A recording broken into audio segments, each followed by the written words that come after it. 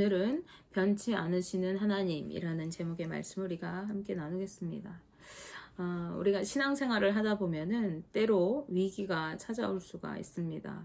이렇게 믿는 것이 맞는지, 내가 정말 구원받은 하나님의 자녀인지 자꾸 의심이 들게 되는 것이고, 또 이렇게 계속해서 의심이 들기 시작하면은 심지어 하나님까지 온전히 믿지 못하게 되고, 정말 하나님이 계실까 이렇게 의심이 들게 됩니다. 그리고 최악의 경우에는요, 하나님을 떠나게 되는 경우도 있게 되어집니다. 그런데 우리가 왜 이러한 의심이 들게 될까요? 그것은요, 우리가 뭔가 일이 뜻대로 되지 않을 때 그렇게 되기가 쉽습니다. 아무리 기도해도 응답이 없는 것 같고, 또 주님의 말씀이 내 삶에 이루어지지 않는 것 같다고 느껴질 때 우리는 쉽게 낙심하고 의심하게 되는 것이죠.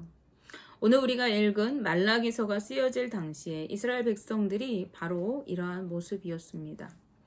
말라기서의 저작 시기는 대략 주전 430년경으로 추정하고 있습니다. 이 시기는요, 이스라엘이 바빌론에서 70년 동안 포로 생활하다가 이제 세 차례에 걸쳐서 포로에서 귀환하게 되어지는데, 그 귀환하고 난 이후의 시기입니다. 그래서 이때 스룹바벨 성전이 재건되었을 뿐만 아니라 예루살렘 성에 무너졌던 성벽들을 다 새롭게 수축해서 세워놓은 상태였어요.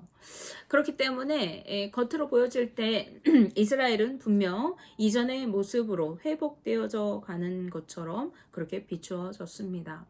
이스라엘 백성들은 성전을 재건하고 또 무너진 성벽들을 이렇게 수축할 때, 그때만 해도 하나님께서 우리나라를 다시 이전과 같이 영광스러운 나라로 회복시켜 주실 것이다 라고 하는 커다란 기대감을 안고 있었을 거예요. 왜냐하면 오랜 포로 생활에서 이제 해방되어서 고국으로 돌아왔어요. 비록 황폐화된 그곳이었지만 다시 그곳에 성전을 세우고 또 성벽을 다 수축했거든요. 하나님의 성전을 세웠다는 것은 그곳에 하나님이 함께 하신다는 것을 의미하는 것이죠. 그래서 이스라엘 백성들은 그때까지 아주 부푼 기대감을 가지고 있었을 거예요. 왜냐하면 당시 하박국이나 스가랴와 같은 선지자들을 통해서 하나님께서는요, 반드시 이방 민족들을 심판하시고 예루살렘의 영광을 회복시켜 주실 것을 약속해 주셨고, 그 약속을 믿고 있었기 때문입니다. 그런데 고국으로 귀환한 지 몇십 년이 지나도 여전히 이스라엘은요, 페르시아의 통치권 아래에 놓여 있는 그런 속국인 상태였어요. 게다가 이방 나라들은 하나님의 심판을 받기는커녕 더욱더 부강해져 가고 잘 살게 되어지는 거예요. 마치 하나님의 언약의 말씀을 비웃기라도 하는 듯이 그들은 날로 강성해져 갔습니다. 이스라엘 백성들이 보기에 하나님의 약속이 전혀 이루어지고 있지 않은 것 같은 그러한 상황으로 보였던 것이죠.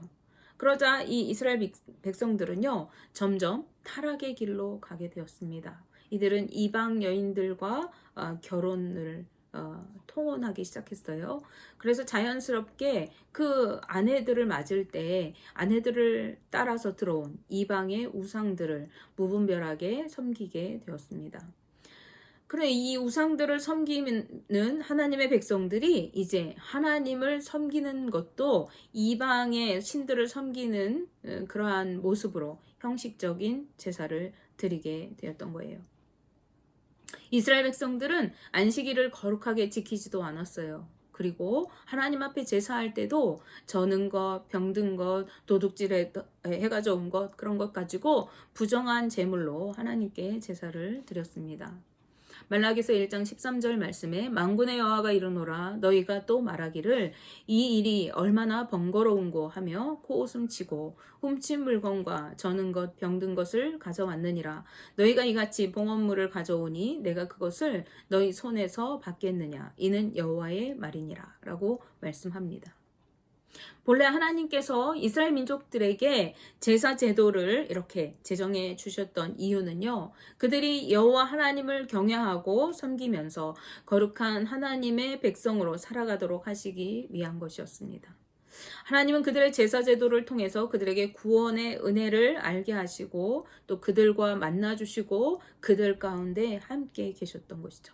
그러나 이제 이스라엘 백성들은 그저 형식적으로만 제사를 드리고 하나님께 복을 얻기 위해서 우상을 섬기는 것처럼 하나님께 축복을 구하면서 제사를 드렸는데, 그마저도 그 제사 드리는 것이 너무 번거롭고 귀찮다 이렇게 생각을 하면서 대충 자신들이 쓰고 남은 그것을 가져다가 제물로 드리면서 하나님께 나와서 제사를 드리는 거예요. 마치 제사를 해치우듯이 그렇게 드리는 거였습니다. 그들은 또한 하나님께서 명령하신 11조 제도도 제대로 지키지 않았고, 성전을 지키는 일과 또 온전한 제사를 드리는 일은 그 예물이 성전으로 흘러 들어오지 않으니까 점점 어려워지게 되었습니다. 이러한 모습들은 이스라엘 백성들이 얼마나 영적으로 타락한 상태였는지를 여실히 보여주는 것이죠. 일반 백성들뿐만 아니라 제사장들마저도 마찬가지였어요. 그들은 거짓을 일삼고 진리의 말씀으로 백성들을 온전히 가르쳐야 되는데, 그렇게 하지 않는 대신에 하나님의 뜻과 관계없는 말들로 백성을 그릇되게 가르쳤습니다. 그런 제사장들을 향해서 말라기 2장 8절 말씀에 너희는 옳은 길에서 떠나 많은 사람을 율법에 거스르게 하는도다. 나 만군의 여호와가 이르노니 너희가 레위의 언약을 깨뜨렸느니라 라고 책망하셨습니다. 이스라엘 백성들의 영적 타락은요, 자연스럽게 도덕적인 타락으로 이어지게 되었어요. 그도 그럴 것이 영적인 지도자인 제사장부터 이미 타락의 길로 들어섰고, 그들에게 가르침을 받는 백성들은 말할 것도 없었죠. 그렇게 되니까 이 백성들이 윤리적인 그런 가치관들이 깨어지죠. 그러니까 도덕적으로 타락하게 되었어요. 그래서 그들은 죄악된 삶을 살아가게 됩니다. 거짓되고 가증한 일들을 아무렇지 않게 행했어요. 그리고 가난한 자들을 압제하고 포악을 저질렀습니다. 이스라엘 백성들이 이렇게 영적으로 그리고 도덕적으로 타락한 이유가 무엇일까요? 그들이 하나님의 약속을 온전히 믿지 못하고 의심하기 시작했기 때문입니다. 의심이 그들의 마음속에 들어가니까 그들은 하나님을 온전히 믿지 못하고 하나님의 약속을 믿지 못했어요. 그러다 보니까 하나님 없으니까 내 마음대로 살아도 돼, 이렇게 되는 거죠. 그러나 어떤 경우에라도 죄가 정당화될 수가 없습니다. 그럼에도 불구하고 이스라엘 백성들은요, 자신들의 죄악된 모습은 돌아보지 못한 채 왜 저 악한 우리를 괴롭힌 이방 민족들에게 정의의 심판을 하나님은 내리시지 않는가? 그 하나님의 약속에 대해서 의심하고 원망하기 시작했던 거예요. 그래서 말라기 2장 17절 끝부분 말씀에 그들은요, 정의의 하나님이 어디 계시냐라고 말합니다. 어디 계시냐라고 묻는 것은 무슨 뜻이에요? 이것은 부정문이죠. 선지자들이 예언했던 정의를 행하시는 하나님은 없다라고 그들은 단정했던 거예요. 야, 무슨 하나님이 이방 나라를 심판하시겠느냐, 이런 말씀입니다. 하나님의 약속을 도저히 믿지 못하겠다라고 하는 이야기예요. 이렇게 말하는 이스라엘 백성들에게 하나님께서는 그들이 말로써 하나님을 괴롭게 해드린 것이라고 지적하셨어요. 우리가 하나님을 부정하는 것, 하나님의 그 존재 자체, 하나님의 약속을 부인하는 것은 하나님을 괴롭게 해드리는 것이라는 거예요. 이스라엘 백성들은 하나님의 언약이 성취되는 것이 지연되고 있는 것을 보았을 때 그 약속을 주신 하나님을 의심하면서 정의의 하나님은 없다라고 생각하였고, 이는 영적인 그리고 도덕적인 죄악과 타락의 길로 가게 하는 커다란 영향을 끼치게 되었던 것입니다. 우리는 하나님의 뜻을 다 헤아릴 수가 없죠. 그러므로 하나님의 말씀을 내 생각대로 함부로 판단하고 또 재단하고 의심하고 이렇게 하는 것은 믿는 성도들로서 해야 하지 않아야 할 행동입니다. 하나님의 백성으로서 이것은 절대로 금해야 하는 것이죠. 이처럼 의심하고 불평하고 원망하면서 죄악된 모습으로 살아가던 이스라엘 백성들에게 오늘 본문 말씀을 통해서 하나님께서는 다시 한번 종말에 있을 심판을 예고하십니다.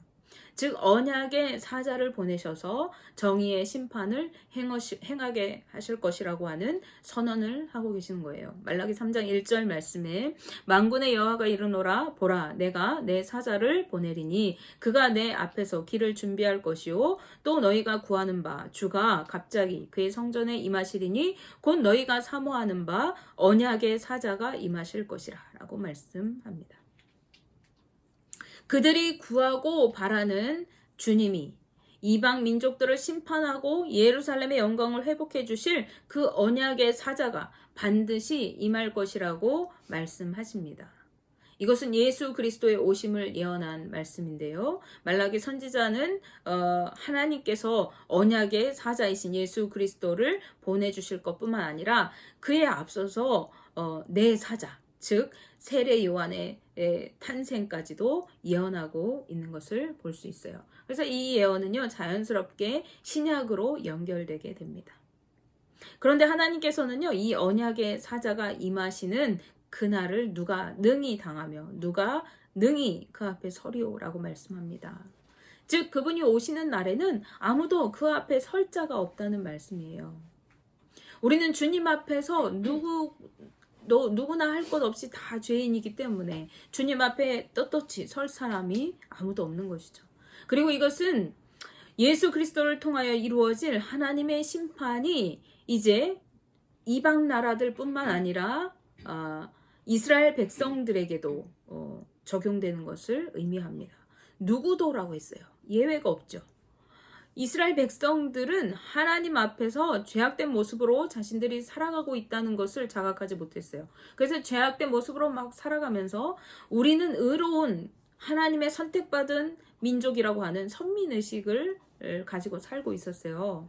그리고 왜 저 악한 이방 나라들을 심판하고 우리를 구원하시지 않느냐고 원망하면서 하나님의 정의를 부정하고 있었던 것이죠. 즉 우리는 의로운 자기 때문에 우리를 당연히 구원해 주실 하나님이 왜 저 악한 이방 민족들을 심판하시고 우리를 구원하시지 않고 저들을 그대로 내버려 두는가 이렇게 이야기한 것이죠. 그러한 이스라엘 백성들을 향해서 하나님께서는 심판이 유대인과 이방인을 막론하고 선한 사람과 악한 사람들 사이에 행해질 것을 선언하고 계십니다. 즉 하나님의 언약의 사자가 오실 때 불로 심판하실 것인데 그 심판의 목적이 있어요. 그 심판의 목적은 두 가지로 나눌 수 있는데 첫 번째는 의로운 자들을 연단하셔서 온전한 예배를 드리도록 하시려는 것입니다. 말라기 3장 3절 말씀에 그가 은을 연단하여 깨끗하게 하는 자 같이 앉아서 레위 자손을 깨끗하게 하되 금, 은같이 그들을 연단하리니 그들이 공의로운 제물을 나 여호와께 바칠 것이라 라고 말씀하십니다. 하나님의 심판의 첫 번째 목적은요 바로 예배가 회복되게 하시는 거예요. 예수 그리스도께서 이 땅에 오신 목적은 하나님과 인간 사이의 관계가 회복될 수 있도록 화목제물이 되시기 위해서 오신 것입니다. 그리고 그 관계의 회복을 통해서 우리로 하여금 온전히 하나님을 예배할 수 있도록 하시려는 거예요. 하나님의 백성이 마땅히 행해야 하는 것은 그분을 온전히 예배하고 찬송을 올려드리는 것입니다. 하나님께서 이 심판을 선언하실 때 누구도 예외 없이 하나님께서 그 모든 세대 가운데, 모든 열방 가운데, 온 세상 가운데서 의로운 사람들을 택하셔서 그들을 연단하시고 정금 갖게 하시고 그들로 통해서 온전한 예배를 받으신다는 거예요. 두 번째 심판의 목적은요 악한 자들을 심판하시려는 것입니다. 말라기 3장 5절 말씀에 내가 심판하러 너희에게 임할 것이라 점치는 자에게와 간음하는 자에게와 거짓 맹세하는 자에게와 품꾼의 삭세 대하여 억울하게 하며 과부와 고아를 압제하며 나그네를 억울하게 하며 나를 경외하지 아니하는 자들에게 속히 증언하리라 만군의 여호와가 말하였느니라 라고 말씀합니다. 하나님께서는 당시 이스라엘 민족들의 죄악상을 일일이 열거하시면서 이런 자들에게 심판이 속히 임할 것을 말씀하세요. 심판이 지금 코앞에 임박해 있다는 것을 얘기하시는 거예요.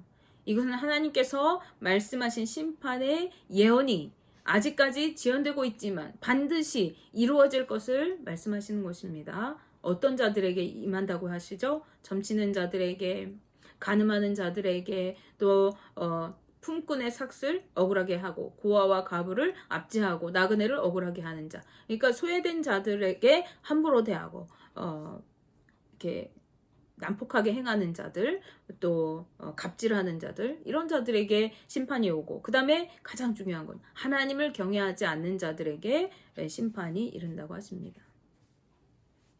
하나님의 심판이 반드시 이루어질 거예요. 너희들이 생각하는 것처럼 일어나지 않을 일이 아니라는 거예요.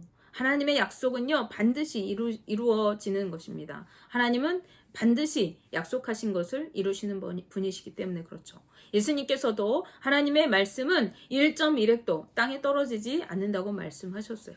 그리고 오늘 본문 말씀 6절 말씀에서 하나님께서도 나 여호와는 변하지 아니하나니 그러므로 야곱의 자손들아 너희가 소멸되지 아니하느니라 라고 말씀하십니다. 나는 변치 않는 하나님이다. 내가 약속한 것은 반드시 지킨다. 내가 너희들을 구원하고 축복한다고 약속했던 그 약속대로 너희들이 절대 멸망하지 않고 너희들을 내가 건질 것이다. 이렇게 이야기하시는 것이죠. 이 말씀은 낙심하고 절망하면서 하나님의 약속을 의심하던 이스라엘 백성들에게 확신을 주시는 말씀입니다. 하나님께서는 반드시 열방을 심판하시고 하나님의 거룩한 백성을 다시 일으켜 세우실 것을 말씀하시면서 이스라엘 백성들에게 너희가 다시 돌아오라고 하십니다. 죄악된 삶에서 돌이켜서 하나님을 경외하며 온전한 예배로 또 거룩한 하나님의 백성으로 나아가라고 말씀하시는 거예요. 하나님을 온전히 예배하고 하나님의 뜻을 따라 살아가라는 것이죠. 말라기 3장 7절 중반절 말씀에 그런즉 내게로 돌아오라 그리하면 나도 너희에게로 돌아가리라 라고 말씀하십니다. 그리고 그 방법으로 제시하신 것이 바로 11조 제도의 회복을 말씀하고 계세요. 이 11조 제도의 의미는 여러 가지가 있을 수 있는데요. 이것은 첫째로 예배의 회복을 의미하는 거예요. 하나님 앞에 온전한 예물로 예배하라는 것이죠. 그 다음에 하나님과의 관계 회복을 의미하는 것입니다. 우리가 하나님 11조에 담긴 의미는 내 삶의 모든 것이 하나님 것입니다 라고 인정하는 것이거든요. 그것은 하나님을 인정하는 것이죠. 그래서 하나님과의 관계가 회복되어져야 한다라는 것을 의미하는 것이죠. 그 다음에 정의를 실천하면서 하나님의 뜻대로 살아가는 삶을 회복하라는 의미입니다. 11조에 담긴 여러 가지 의미들이 있죠. 11조를 그 예물을 통해서 성전을 관리하고 돌보고 또 레위인과 제사장들의 소득이 되게 하여서 그들이 성전에서 섬기는 데 불편함이 없도록 하는 것이고 또 11조를 모아다가 가난하고 소외된 사람들 고아와 객과 가부에게 제공하는 그런 일들을 했어요. 그래서 이 11조를 낸다는 것에는 그런 의미가 담겨 있는 것이죠. 즉 이스라엘 백성들이 죄악에서 떠나서 하나님을 경외하면서 의로운 삶으로 살아갈 것을 강권하고 계시는 말씀이 바로 이 11조에 관한 말씀입니다. 그리고 너희가 11조를 들여보고 나를 시험해봐라. 내가 너희들을 축복하지 않는지 너희들이 지켜봐라. 이렇게 얘기하십니다. 이 말씀은 너희가 나를 시험해봐 이런 뜻이 아니라 내가 반드시 너희들에게 축복해주겠다. 너희들이 내 뜻대로 살아가고 온전한 예배로 내 앞에 나올 때 내가 너희들을 반드시 축복해 주겠다라는 말씀인 것이죠. 그들이 그렇게 하나님의 뜻대로 의로운 삶을 살아갈 때 하나님께서는요 반드시 오셔서 의인과 악인을 분별하시고 의로운 그들을 하나님의 특별한 소유로 삼아주신다고 말씀하십니다. 그리고 그들로 하여금 악인들을 밟을 것이라고 말씀하세요. 이것은 영원한 승리를 상징하는 것입니다. 예수 그리스도께서는요 악한 사단 마귀를 물리치시고 사망 권세를 이기심으로 승리하셨습니다. 마귀의 권세를 그 발 아래 두셨어요. 그리고 예수 그리스도를 믿는 모든 믿는 자들을 죽음에서 건지시고 부활과 영생의 삶을 누리게 하셨습니다. 이것은 우리가 주님과 함께 사망 권세를 이기는 삶인 것이죠. 그러므로 말라기의 이 예언은요 예수 그리스도의 오심으로 성취되었습니다. 그리고 이제 다시 오심을 통해서 완전히 완성될 것입니다.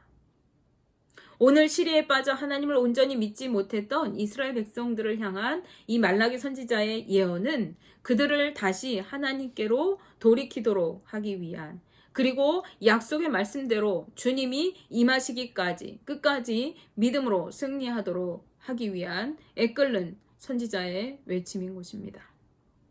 오늘을 살아가는 우리도 역시 때로는 흔들리기도 하고 넘어지고 좌절할 때가 있습니다.